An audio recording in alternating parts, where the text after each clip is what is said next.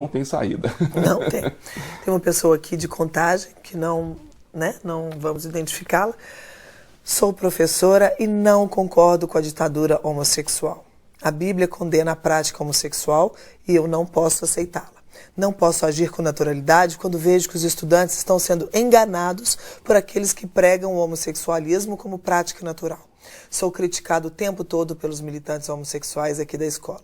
Será que professores que acreditam no Evangelho não poderão mais atuar? Seremos obrigados a renunciar à nossa crença para sermos modernos e respeitados? Nossa, essa questão, Angélica, ela é representativa de muitas outras nesse campo que apareceram lá.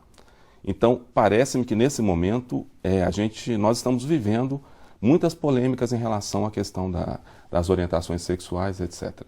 Mas vamos lá, vamos ver se a gente consegue apontar algumas reflexões, né, respostas para questões tão complexas. Eu acho que ninguém tem, a gente tem que ir construindo e aprendendo e a refletir sobre isso.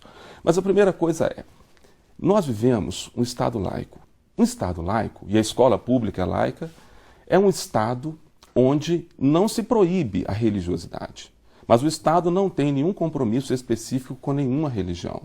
O Estado aceita qualquer religião e aceita inclusive aqueles que não têm religião, os ateus, por exemplo. Então isso foi uma conquista histórica, desde que o país se tornou uma república, em 1889, o Brasil separou religião e Estado. Então hoje a escola pública, e mesmo a escola privada, sendo de orientação religiosa ou não, a escola privada ela tem uma concessão do Estado para atuar no campo da educação. Quando ela oferta um ensino, ela tem que ofertar numa perspectiva laica. Tanto é que se você for para uma escola religiosa, uma escola de orientação católica ou evangélica, você não é obrigado a ser especificamente daquela religião para frequentar as escolas. Nem os professores dessas instituições são muitas vezes vinculados àquela religião. Bom, a escola, o que ela tem que fazer? Ela tem que atuar numa perspectiva de orientação ao trabalhar os conteúdos que estão colocados na Constituição Federal, estão colocados nos parâmetros curriculares nacionais, na LDB e nas ciências de um modo geral. Ao trabalhar assim, ela não tem que discutir se algo é pecado ou se não é. O pecado é uma transgressão de um princípio religioso. O que é pecado para o católico não é necessariamente pecado para um evangélico ou para um islâmico.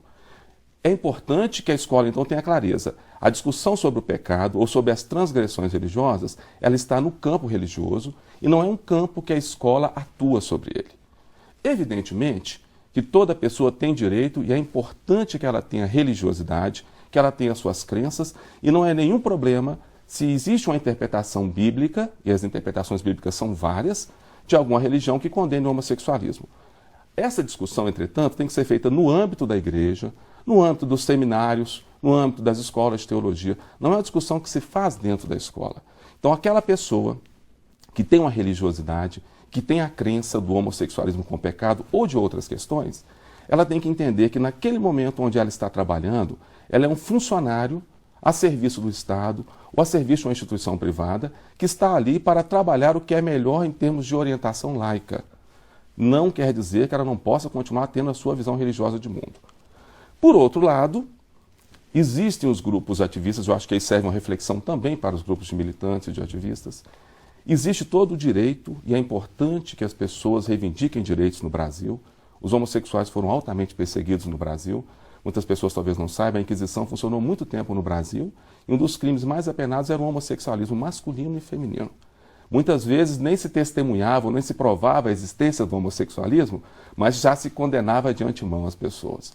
Bom, é importante que esses grupos atuem. Entretanto, é importante também que esses grupos tenham tolerância para respeitar aqueles que têm religiosidade diferente, que têm uma visão diferenciada da questão homossexual. Então a escola não pode se transformar num campo de batalha e de disputas de posições políticas. Apesar da escola ter posição política, ela tem que ser um espaço de reflexão, de diálogo, de tolerância e de ensino às pessoas de conviver com o diferente, com aquele que não é igual a mim, que pensa diferente de mim, mas para que a gente ensine a juventude, ensine as nossas crianças a serem tolerantes, a conviver de uma forma mais tolerante no mundo. E nós estamos precisando muito disso no mundo de hoje, né? As manifestações de intolerância em relação ao negro, em relação à mulher, em relação aos homossexuais são muito fortes, em relação aos pobres, né? Nós temos que ensinar isso e uma das grandes formas de ensinar é a prática.